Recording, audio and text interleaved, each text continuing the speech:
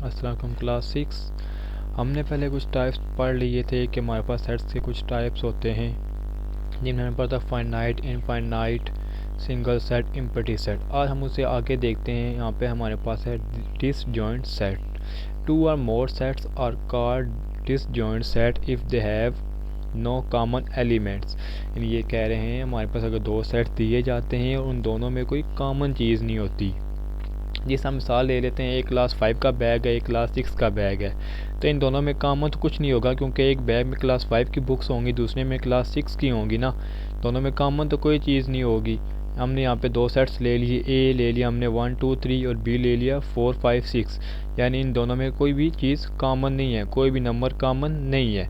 इसी को हमने आगे फिर वेन डायग्राम में बता दिया है। वेन डायग्राम में जब हमने शो कर रहे हैं, ये देखें हमारे पास ए वाला सेट है 1 2 3 और बी वाला सेट है 4 5 6। आपस में कोई चीज़ कॉमन नहीं है, इसलिए ये दोनों सर्कल आपस में मिल भी नहीं रहे। डिसजॉइंट मतलब दोनों में कोई भी चीज़ एक जैसी ना हो। नेक्स्ट है हमारे पास overlapping. Two or more sets are called overlapping if they have at least one common element.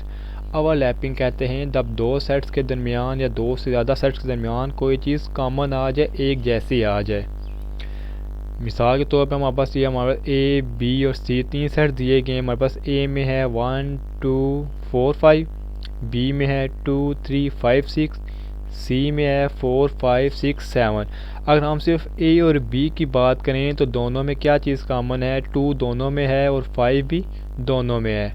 यहाँ पे वेन डायग्राम में देख लें तो अगर हमारे पास ये ए का सेट है और ये बी का सेट है, फिलहाल हम सी को नहीं देख रहे, तो हमारे पास ये देखें ए और बी इस पॉइंट पर आपस में मिल रहे हैं ये। तो यहाँ पे कौन से दो एलिमेंट्स है? 2 एंड 5। अब हमने ना दो की जगह तीन सेट्स का बता दिया है कि ए बी और सी तीन है। अब देखते हैं हम आपस, अब ए और सी में क्या कॉमन है? 4 है एंड 5 है। अब देखें ए और सी में इस पॉइंट पे दोनों सर्कल आपस में मिल रहे हैं 4 एंड 5 पे। ऐसे ही हमने ए बी बी सी और सी ये तीनों के दो जो चीज़ें आपस में कॉमन आ रही थी वहाँ पे सर्कल आपस में मिल रहे थे, तो इसको कहते हैं ओवरलैपिंग। डिसजॉइंट मतलब कोई एलिमेंट ना मिले, ओवरलैपिंग कम से कम एक एलिमेंट का मिलना ज़रूरी है। नॉट डिसजॉइंट और ओवरलैपिंग एक ही चीज़ होती है। ये हमारे पास आ जाता है डिसजॉइंट, यानी कि दोनों सेट्स में कोई भी चीज़ कॉमन हमारे पास नहीं है। यहाँ पे हमारे पास है 1 2 3 और यहाँ पर है 5 7 9, कोई भी नंबर कॉमन नहीं है। लेकिन यहाँ पर सेट सी में हमारे पास है 3 5 7 और डी में भी हमारे पास है 7 9 और 11, यानी कि 7 दोनों में कॉमन है। इस वजह से ये इस पॉइंट पर 7 दोनों में आ रहा है। नेक्स्ट है हमारे पास इक्विवेलेंट सेट। इक्विवेलेंट सेट कहते हैं जब नंबर्स ऑफ एलिमेंट दो सेट्स में इक्वल आ जाएं। फॉर एग्जांपल हमारे पास दो सेट दिए गए हैं जे एंड के, यहाँ पे 1 4 6, यहाँ पर ए बी सी, यानी नंबर ऑफ एलिमेंट्स। इसकी मिसाल हम ऐसे ले सकते हैं कि रियान के बैग में 6 बुक्स हैं और अशर के बैग में भी 6 बुक्स हैं। अब वो बुक्स कौन सी हैं ये मैटर नहीं कर रहा, लेकिन 6 ही है ना। Numbers of element, numbers of books, यानी कि दोनों में नंबर जो है ना, जो बैग में उनके हैं वो सेम होने चाहिए। वो नंबर कौन से हैं? वो कोई भी हो सकते हैं। जैसे यहाँ पे एक तरफ न्यूमेरिक है, दूसरी तरफ अल्फ़ाबेट से, इससे फ़र्क नहीं पड़ता कि नंबर कौन से हैं, लेकिन नंबर सेम होना ज़रूरी है। नेक्स्ट है हमारे पास इक्वल सेट। वो था इक्विवेलेंट सेट, ये इक्वल सेट।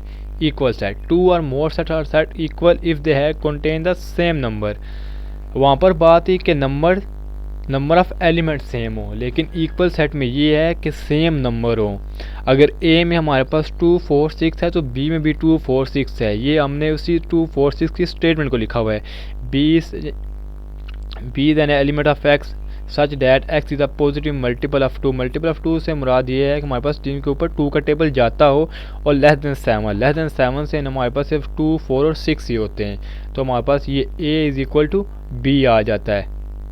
इक्विवेलेंट जहाँ पे नंबर्स ऑफ एलिमेंट सेम हो, वो एलिमेंट्स कौन से हैं ये मैटर नहीं करता, लेकिन जहाँ पे इक्वल का नाम आ जाए, इक्वल मींस कि जो हमारे पास सेट ए में एलिमेंट हैं 2 4 6 वही सेट बी में हो। अगर रेहान के बैग में 5 पेंसिल्स हैं डॉलर की पेंसिल्स भरी हुई हैं, तो हुज़ैफ़ा के बैग में भी जो पेंसिल्स भरी होंगी 5 वो डॉलर्स की होनी चाहिए, यानी कि नंबर्स ऑफ एलिमेंट्स भी सेम हो और जिस नंबर्स के बारे में बात हो रही है वो भी दोनों तरफ सेम होनी चाहिए, दोनों में कोई भी फ़र्क नहीं आना चाहिए।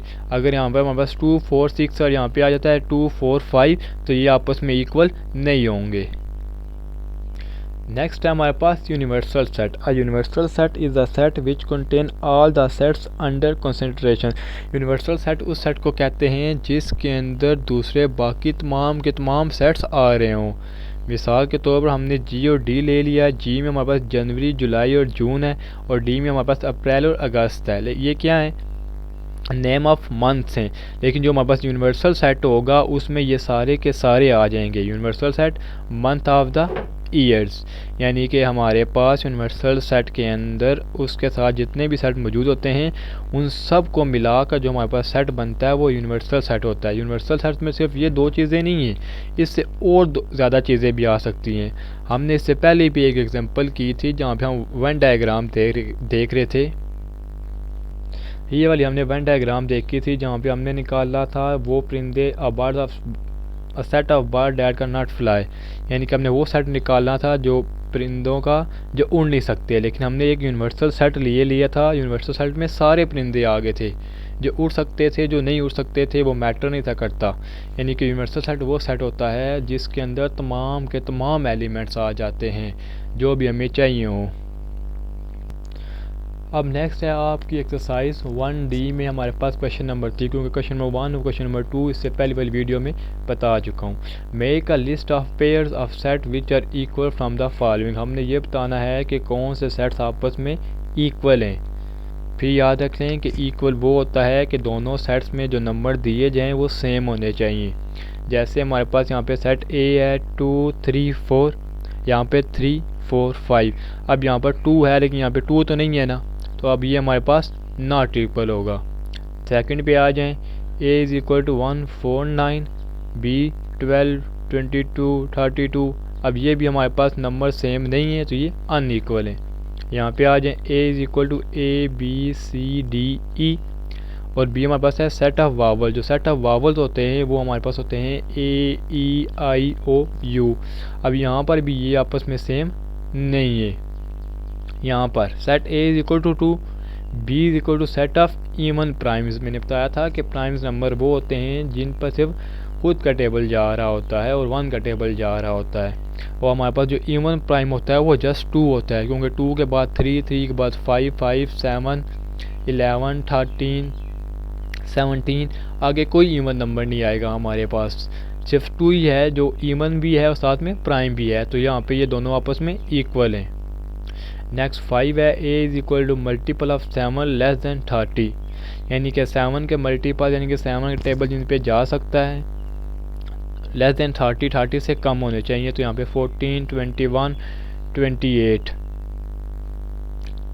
तो यह अब आपने बताना है कि इक्वल है या अनइक्वल है। अब हमारे पास ये है a इज़ इक्वल टू 0 और b इम्पटी। जो 0 एक एलिमेंट होता है वो इम्पटी नहीं होता, ये एक एलिमेंट गिना जाता है। तो हमारे पास b का इम्पटी है, ये दोनों भी आपस में अनइक्वल हैं। a b c c b a। Arrangement आपस में चेंज होने से फ़र्क नहीं पड़ता, लेकिन एलिमेंट्स तो वही है ना, a b और c। यहाँ पर भी वही है a b और c, तो इस वजह से ये आपस में भी इक्वल हैं। यानी कि नंबर्स की अरेंजमेंट को हम आगे पीछे करके लिख सकते हैं 1 2 4 4 2 1 1 2 4, यानी कि आपस में चेंज करके लिख सकते हैं, लेकिन नंबर लाजमी है कि वही होने चाहिए।